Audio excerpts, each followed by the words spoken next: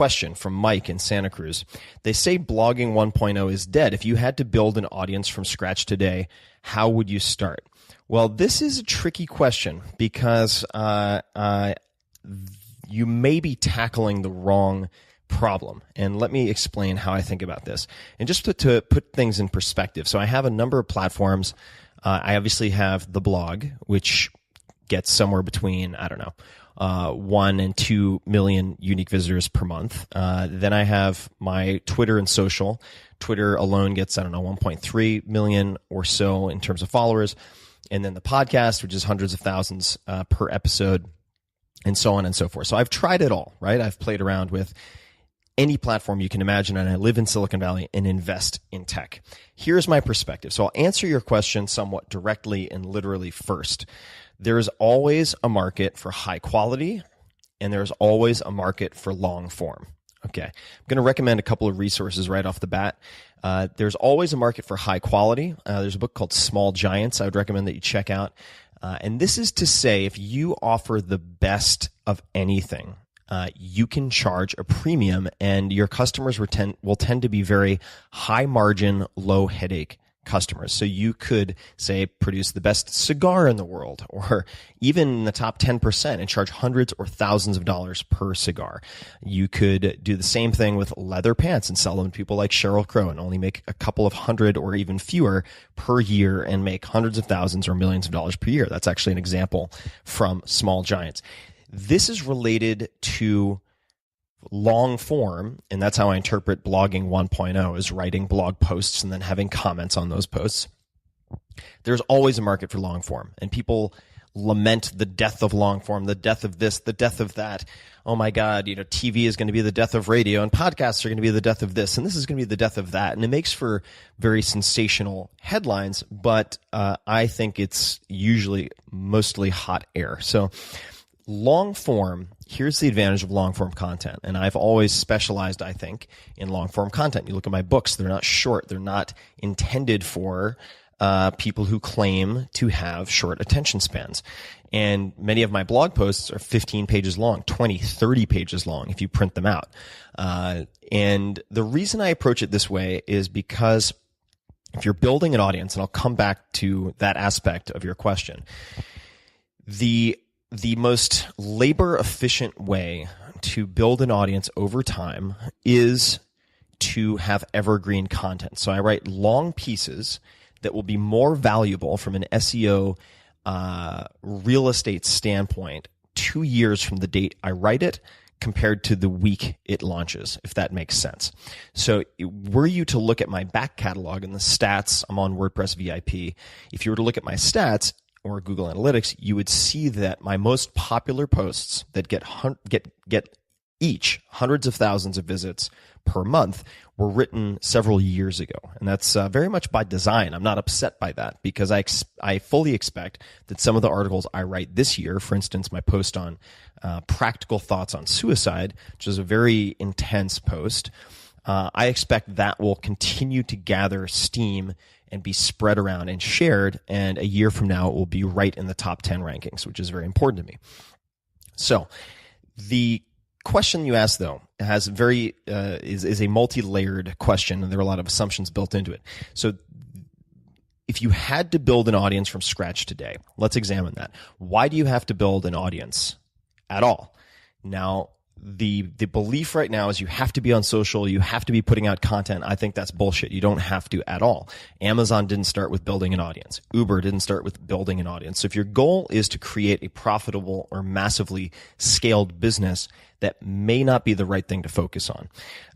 That's part one. Part two is I encourage you to always ask yourself why 3 times when you feel like you have to do something. So you have to build an audience.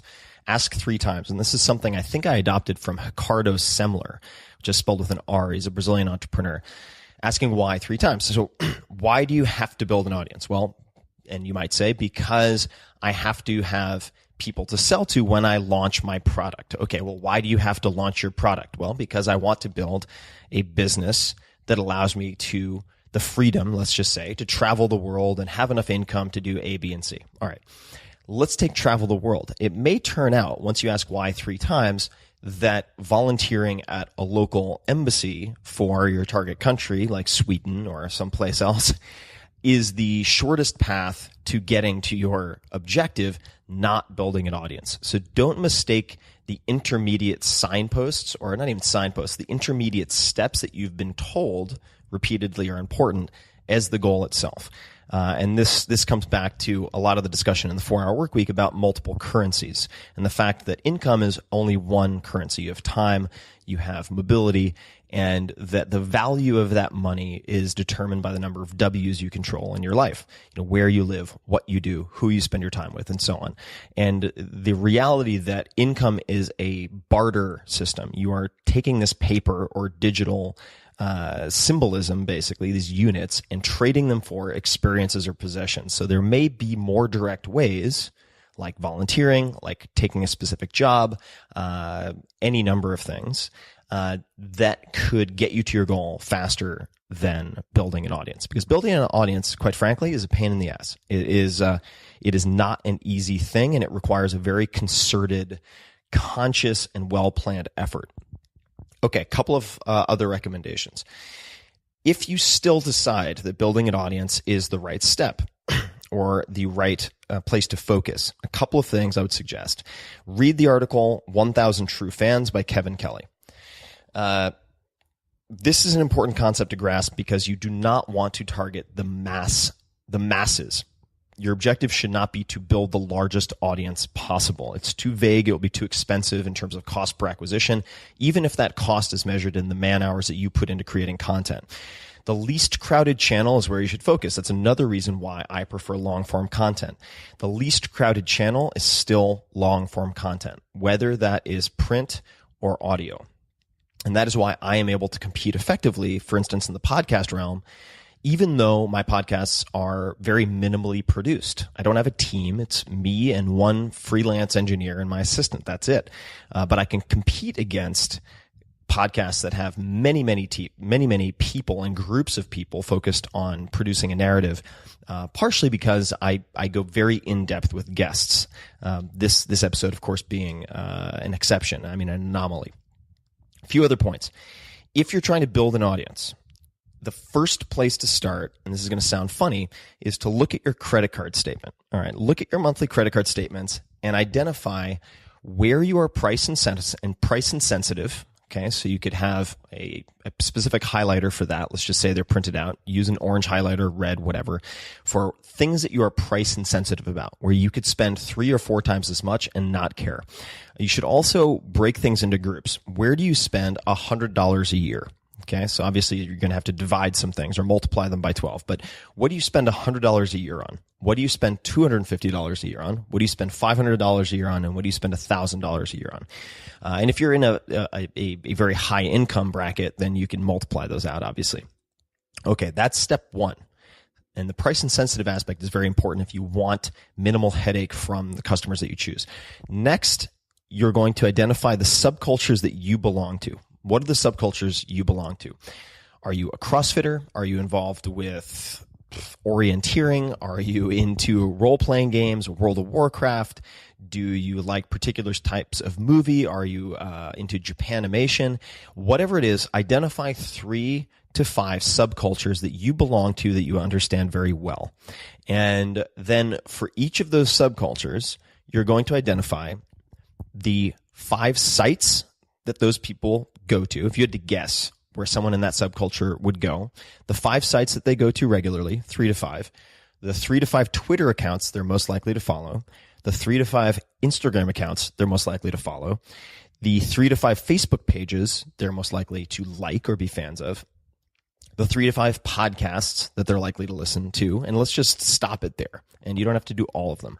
But spec that out. And what are you doing by following this process? What you're doing is defining yourself, your psychographics, your demographics, and my first recommendation is always going to be go after markets that you belong to. So when I launched the 4-Hour Workweek, my objective was initially, and the target is not the potential market. This is really important to understand. The target market is not your total market. The target market is the tip of the spear.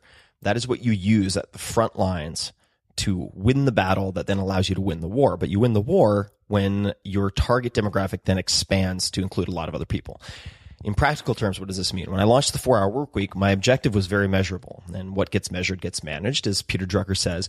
I was going after 20,000 sales of the 4-Hour Work Week per week to, I think it was 20 to 35-year-old tech-savvy males in New York and San Francisco predominantly, Chicago also.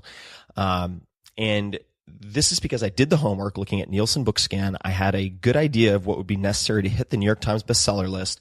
I knew what type of distribution I needed, hence the importance of Chicago and having not only sales limited to the coasts.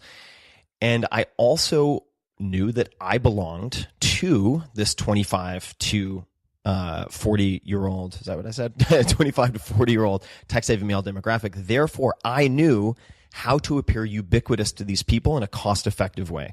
So follow me. I knew that if I were able to get on at the time, say Gizmodo, TechCrunch, Gawker perhaps, and a handful of other sites, then now Twitter was nascent in this day and Instagram didn't exist, but if I was able to appear at say 2 or 3 or 4 conferences that these people attended, I could appear as though I'm spending millions of dollars or being recruited by all these companies and publications around the world, when in fact I only was targeting a handful in a very concerted and surgical way. Okay? You're not trying to build the largest audience possible. You're trying to find your 1,000 true fans. So to bring it home, just review all this stuff.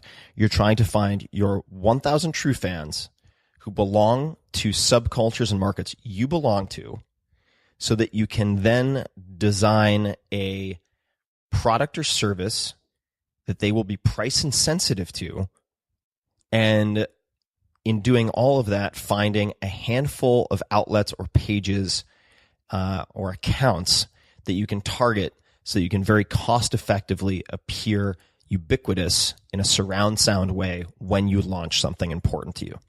And that is it. By focusing on the least crowded channel, you can win at surprisingly low cost and with very elegant surgical approaches. And that is a long answer to question number 1. So I'm going to go get a glass of water, but hopefully you guys find that useful, and I will be back.